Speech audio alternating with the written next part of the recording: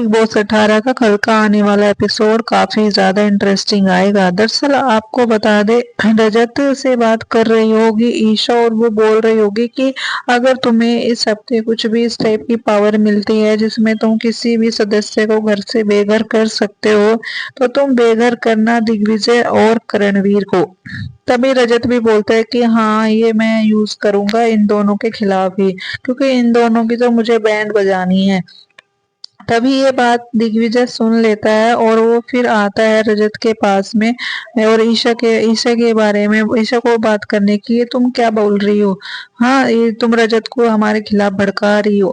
अब रजत का तो आपको पता ही है गाइस, वो ऑलरेडी दिग्विजय से खिसियाया हुआ है और उससे दुश्मनी निभा रहा है फिलहाल।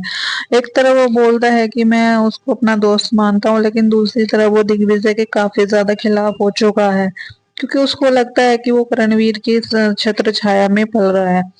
तो वहां पे दिग्विजय की पहले बहस हो जाती है ईशा से। वो बोलता है कि तुम बहुत ज्यादा गंदी वो बोल देता है कि तुम बहुत ज्यादा गंदी लड़की हो। ईशा इस बात को गलत मतलब निकाल लेती है। उसको लगता है कि उसने दूसरे तरीके से बोला, लेकिन उसने जस्ट सिर्फ नॉर्मल तरीके से ही बोला है कि वो किस तरह रजत को भड़का रही है और उसको बोल रही है कि मैनिपुलेट कर रही है कि उनको पावर मिलेगी तो उनको घर से बेघर कर देना। इस वे में उसने दिग्विजय ने ईशा को बोला था।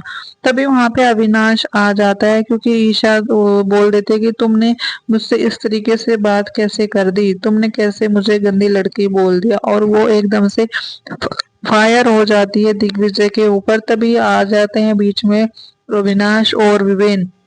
अविनाश सीधा गला ही पकड़ लेता है दिग्विजय का और उसको बोलता है कि तुम्हारी हिम्मत कैसे हुई ईशा से ऐसे बात करने में। जब वो ईशा क्योंकि ईशा ने काफी ज्यादा गलत बोल दिया था कशिश और दिग्विजय के लिए भी, तभी उसी वे में दिग्विजय ने भी बोल दिया कि तुम भी तो दोनों एक दूसरे के साथ बस एक ही बिस्तर पर रहते हो। ये चीज उनको सुनने में काफी ज्यादा गलत लगी और इसी बात का उन्होंने रिएक्ट कर दिया। तभी विवेन भी बीच में कूद पड़ता है। वो बोलता है कि तुमने नेशनल टेलीविजन पे ऐसे कैसे बोल दिया। तो दिग्विजय बोलता है कि पहले ईशा ने मुझे बोला है, तब मैंने जाके बोला है, तो रिएक्शन एक्शन का रिएक्शन तो आएगा ही आएगा। तो आपको अब बुरा क्यों लग रहा है? विवेन, अविनाश, ईशा दोनों चढ़ जाते हैं दिग्विजय के ऊपर, काफी ज्यादा फिजिकल हो जाते हैं। उधर से फिर करणवीर आकर संभालता है दिग्विजय की साइड से। अब इधर तो तीन लोग होते हैं और उधर सिर्फ दिग्विजय और करणवीर। फिर उधर से रजत भी आ जाता है और रजत भी गला पकड़ लेता है, तो काफी तेज गुस्सा आ जाता है दिग्विजय को, वो धक्का मार देता है। जैसे ही धक्का मारता है तो तीनों चारों लोग पागल हो जाते हैं। वो बोलते हैं कि बिग बॉस इसको घर से बाहर निकालो, इसने हमें धक्का मारा है, फिजिकल हुआ है। तभी बिग बॉस सभी को घर बुलाते हैं कन्फेशन रूम में और पूछते हैं कि सबसे पहले फिजिकल को किसने किया, कौन हुआ फिजिकल सबसे पहले। तो सब लोग दिग्विजय का ही नाम ले देते हैं।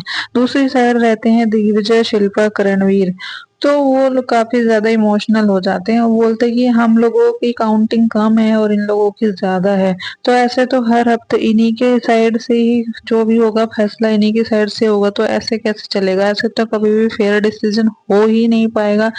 हम जो है माइक उतार देते हैं। वो गुस्से में आकर तीनों चारों लोग माइक उतार देते हैं और बोलते हैं जब तक फेयर डिसीजन नहीं होगा तब तक हम माइक नहीं पहनेंगे।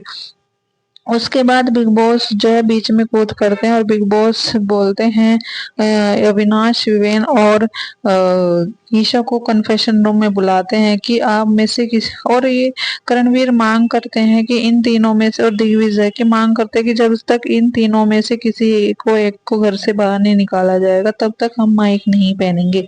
तो इसीलिए बिग बॉस विवेन, अविनाश और ईशा को कन्फेशन रूम में बुलाते हैं और बोलते हैं कि आपने काफी ज्यादा गलत बिहेव किया है और आपने सबसे पहले प्रोवोक किया है दिग्विजय को, तब जाके उसने आप लोगों को धक्का दिया है। आपने उसकी शर्ट पकड़ ली, किसी ने उसका गला पकड़ लिया, तो ये काफी ज्यादा बिहेव आप लोगों ने गलत किया है।